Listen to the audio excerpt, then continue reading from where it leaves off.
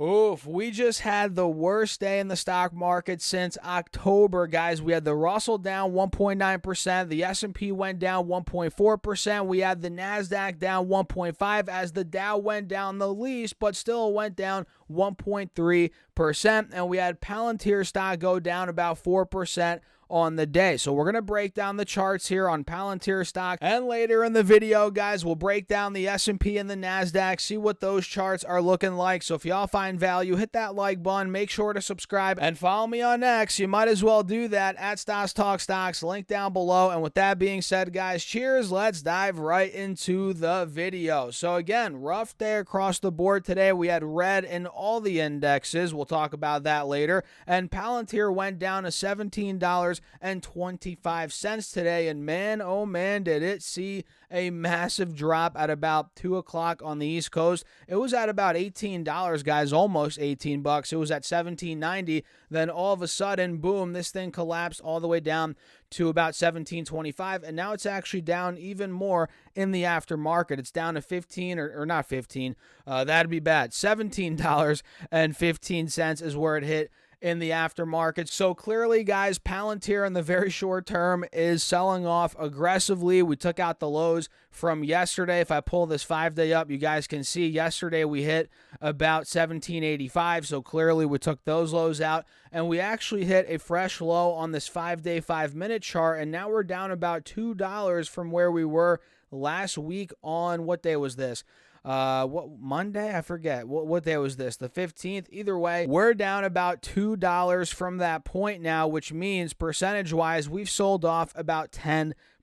So Palantir is in correction territory right now in just the past couple of days here. And again, it just hit a fresh low on the 5-day 5-minute. And here on the 20-day chart, now we're getting close to those lows from, let's see here, the beginning of this month. Yeah, we hit 1705. And now in the aftermarket, like I said, we're at 1715. We're right there, guys. We are right there.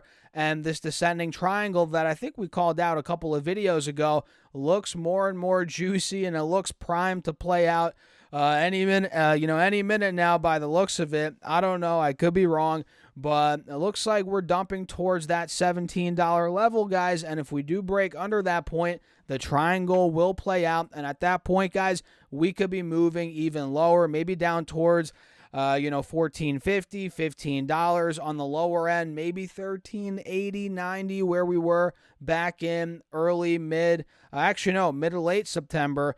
We were at $13.80 also throughout the middle end of August. So yeah, man, it looks like we might be seeing more downside, at least in the very, very short term here. Again, down 4% on the day, and we're approaching that 17 mark where the descending triangle is arguably about to play out. And if it does play out, the next gap to fill on the downside in my eyes would be around 1620. If I draw that out and zoom in a bit here, you guys can see 1620 to 30-ish was the high from the end of August, early September, heading into October, right? So my eyes, that'd be the next gap on the downside here. Then if that were to break 1620, 30, we might be going down towards the mid 14s, right? Maybe low 15s. Let me draw this out and show you guys. That's a prominent spot, a big level of support. That's where the stock was before the earnings report, the most recent earnings report. Then it ended up taking off, obviously.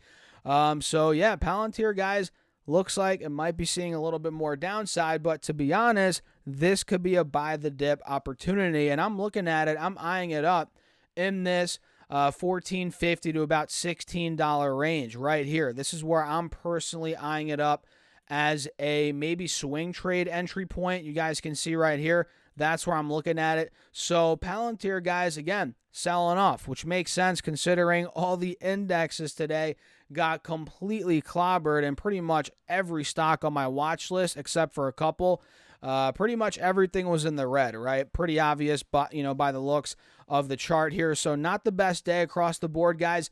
And now we're down again 10% in the past couple of days. And from the all-time, or not the all-time high, but the recent high for Palantir, 2185, we're now down 21%, putting us back in bear market territory here on this stock, which is pretty interesting. What do you guys think? So let me pull up SPY very quickly and show you all what's going on here. And like I said, this is probably, or not probably, it is. I was reading an article. It's the most red day we've had, or the worst day we've had since October, right? Yeah, someday in October, I forget. But the markets have been so freaking green, guys. We haven't had selling like this. And look at the charts. I mean, it's right here. This is SPY. If I zoom in, you can see the last time we had some, consecutive days of selling was back in mid-October, where SPY was at 438 in the beginning, middle of October, a double top there. Then it went all the way down to 408 by the end of October. Then it's like when November began, it's like a switch went off and the stock market just went ballistic. So ever since this range right here, or this time period right here, ever since that point, we haven't had a big red day. And today's the first day, guys. Here we are. Welcome to the stock market. And to be honest, guys, this is very healthy. I mean, we just got way overbought. You guys can see we were way stretched on the 4-hour chart here, and now we've pulled back to the 50 SMA on SPY, which is good. If I clear the drawing set and show you guys, yeah, we pulled right back to that 50 SMA on SPY, and maybe we do have some more downside. Maybe it goes down another $10, $12 to the 180 SMA, 456, right in that ballpark, right? Maybe it does that. I don't know. That'd be even healthier, to be honest, on the charts here, but, you never know at this point. But look, it was way stretched. This is healthy, guys. This is healthy. Trust me. And on Triple Q, if I pull it up and show you this, we're seeing the same exact thing. We got a bit stretched. Didn't have a big red day at all since October. You guys see right here where Triple Q went from 372 to 342 pretty much. So a $30 drop in October. Haven't had a big red day since that point. And here we are, pulling back to that 50 SMA. If it breaks that point, maybe it goes to 390, the 180 SMA. That'd be a healthy spot, which honestly, if we do have another big push here heading to the end of the year, I feel like we could be setting ourselves up for a bit of a pullback, or at least a lot of choppiness in January heading into February. It only makes sense. Considering how much the stock market's gone up. But then again, when does the stock market ever do exactly what you think it's going to do, guys? It's rough. It's rough out there. And who knows? You got to play it by ear as a trader especially. And for my philosophy as a long-term investor, I have my individual stocks, right? I love picking individual stocks, but I also have my index funds. I'm selling options, doing all that stuff, buying options here and there sometimes, right? Not that much. These days, calls and puts, buying them. I usually like to sell them, right? Which I have a bunch of videos on the channel talking about that. But to kind of mitigate against, or not even mitigate, but to kind of deal with the unknown, what I do, guys, is, well, I dollar cost average into index funds, which a lot of people out there do, and I buy individual stocks. I nitpick where I buy them. I'm not dollar cost averaging into individual stocks, but if they get to good values, I'll put cash into those that I like. There's a bunch of different stocks I love, guys, which we're not going to get into in this video. But yeah, that's kind of what I do, and a lot of people do that. It's not like a revolutionary thing, but it's like nobody really knows what's going to happen, so just dollar cost average a bit, trade accordingly with the charts, right? Sell your options. At least that's what I'm doing, guys. That's what I've been doing.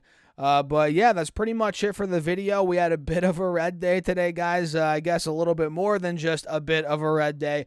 But yeah, what do you guys think? Let me know your thoughts in the comments. Hit that like button. And don't forget to subscribe here on YouTube and follow me on X at Stocks Talk Stocks. And you might as well get up to 15 stocks for Moomoo. Use that link down below. Fund your account with at least $100. You get 5 stocks, each up to $2,000. And if you fund your account with at least $1,000 on top of those 5 stocks, you get 10 more stocks, totaling 15 stocks, each up to $2,000, guys. So get on it. Use that Moomoo link down below. And with that being said, cheers. I'll catch you all in the next video.